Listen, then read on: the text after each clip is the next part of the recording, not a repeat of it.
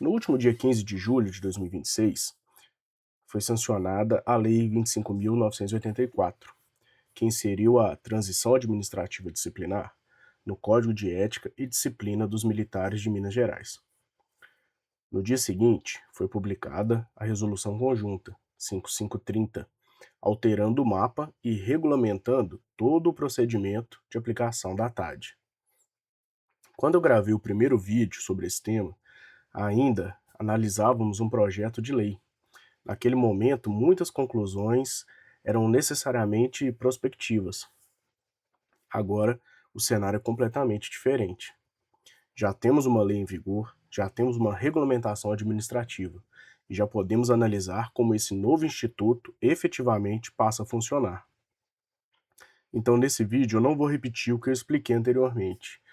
Quero mostrar como ficou o texto definitivo, quais foram as principais novidades trazidas pela regulamentação e quais questões ainda deverão ser enfrentadas, tanto pela administração militar e possivelmente pelo Poder Judiciário quando questionado. Antes de analisarmos a regulamentação, precisamos compreender exatamente o que a Lei 25.984 acrescentou no Código de Ética. Ela inseriu 5 novos dispositivos no Código de Ética, né? Ela introduziu aí o artigo 62A até o artigo 62E, criando um instituto até então inexistente no regime disciplinar militar dos militares estaduais mineiros. Nasce assim a Transação Administrativa Disciplinar, ou simplesmente TAD. A ideia central é permitir que determinadas transgressões disciplinares leves sejam solucionadas por meio de um acordo celebrado entre a administração militar e o militar envolvido, né, o militar transgressor, desde que preenchidos os requisitos previstos em lei. Note que não vai ser para tudo. Existem alguns requisitos que devem ser cumpridos, né, para que o TAD seja aplicado, né? E olha só, a lei ela não extinguiu a responsabilização disciplinar. E ela também não eliminou o dever da administração de apurar os fatos quando necessário. O que ela fez foi criar uma nova forma de resposta administrativa para algumas hipóteses específicas, substituindo em determinadas situações o caminho tradicional da persecução disciplinar por mecanismo consensual. E esse é o verdadeiro alcance da inovação legislativa. Todo o restante, como esse acordo será proposto, qual será o procedimento a ser seguido e como a autoridade deverá conduzir essa nova etapa, ela depende da regulamentação que foi trazida pela Resolução 5530, né, que alterou e inseriu novos artigos aí no mapa. Olha só, a Lei 25.984, ela não criou apenas uma ideia abstrata. Ela disciplinou os elementos essenciais da transação administrativa disciplinar, estabelecendo a finalidade, os requisitos para aplicação, as hipóteses em que não pode ser aplicada, e as medidas compensatórias e as consequências do seu cumprimento e do seu descumprimento, né? No entanto, era necessário que compatibilizar essa nova realidade com o mapa. Porque o mapa ele foi elaborado, todo mundo sabe, em 2012, em um contexto em que ainda não existia a possibilidade dessa celebração do TAD. Então, era preciso definir como esse novo instituto ele seria incorporado ao fluxo procedimental já conhecido aí pela administração militar. E é aí que a gente tem a Resolução Conjunta 5530, né, que foi aí instituída tanto pela PM quanto pelo Bombeiro.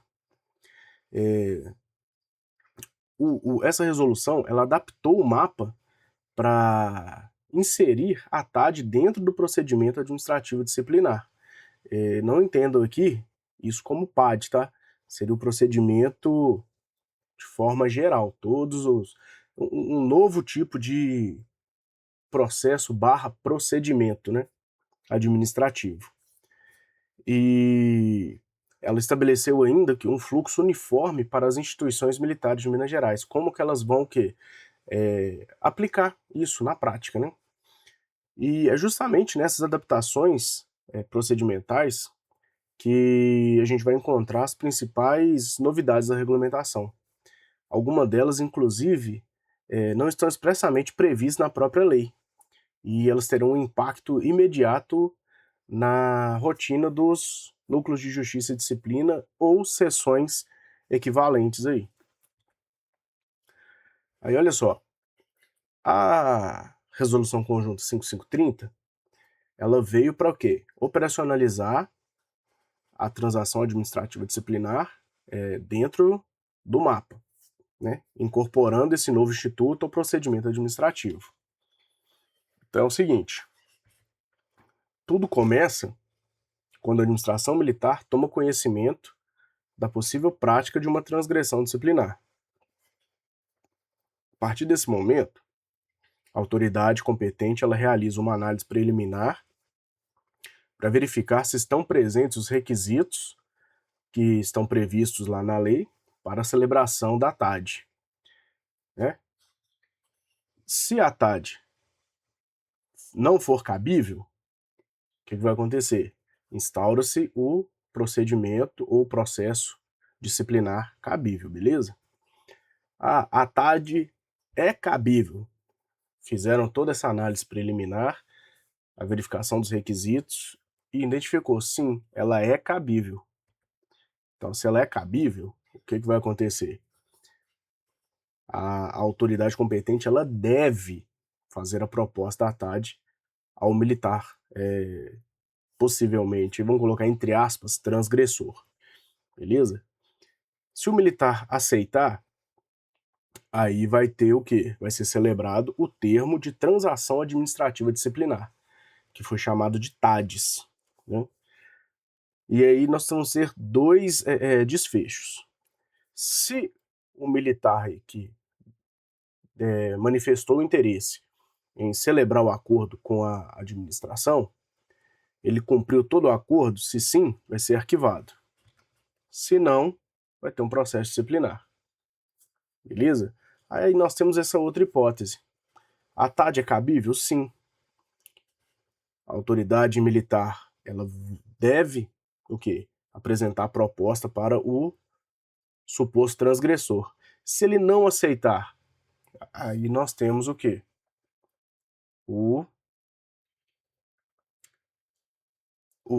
A instauração do processo disciplinar cabível. Né? Então, nós temos aí uma espécie de um fluxograma aí de como que a TAD vai funcionar. Então, olha só, a administração toma conhecimento do fato, pode ser através de uma comunicação disciplinar, um ofício do Ministério Público, do Poder Judiciário, enfim. O fato é, a administração tem que tomar conhecimento do fato. Ela toma conhecimento do fato e ela vai fazer o quê? Uma análise preliminar. Dentro dessa análise preliminar, ela vai fazer a verificação dos requisitos.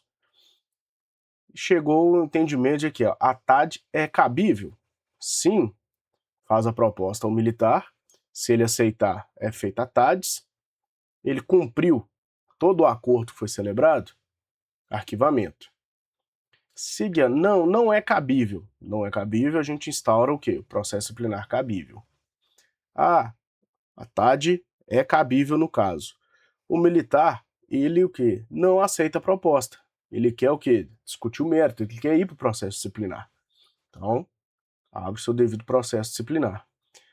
E a terceira hipótese, o militar ele aceitou, teve o acordo, ele não cumpriu o acordo. Então, o que acontece? Processo disciplinar. Beleza? Então, essas aí são as hipóteses que nós temos através desse fluxograma. E olha só, até aqui a gente viu como que essa resolução conjunta incorporou a TAD ao fluxo procedimental do mapa. Entretanto, a regulamentação não se limitou a disciplinar o procedimento. Ela trouxe também regras de transição que terão impacto imediato na rotina das instituições militares, principalmente aí nas sessões de justiça e disciplina.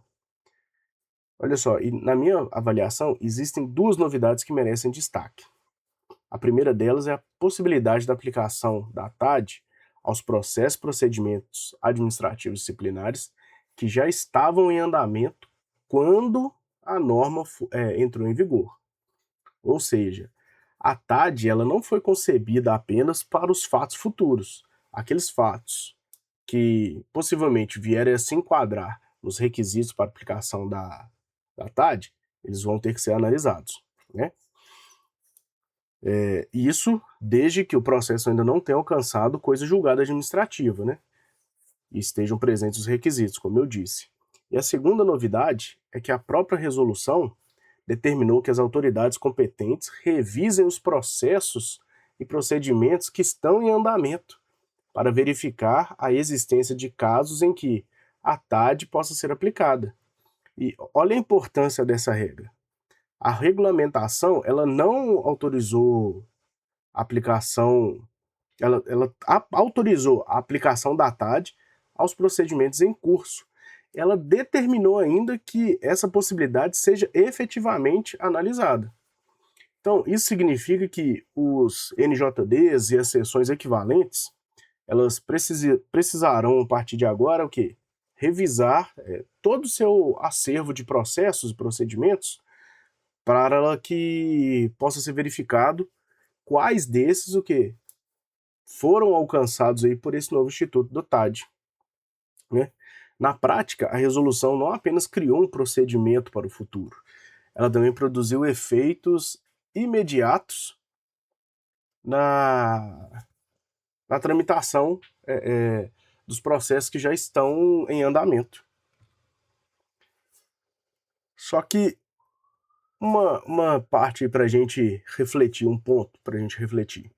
Embora a Lei 25.984 e a Resolução Conjunta 5530 ela tenham disciplinado diversos aspectos da TAD, algumas questões interpretativas, isso ao meu ver, tá, gente, permanecem abertas. E isso é absolutamente normal. Sempre que um novo instituto jurídico é introduzido no ordenamento, surgem dúvidas que somente a prática, e no nosso caso aqui a prática administrativa, a doutrina e, eventualmente, o poder judiciário, quando for motivado, que serão capazes de responder.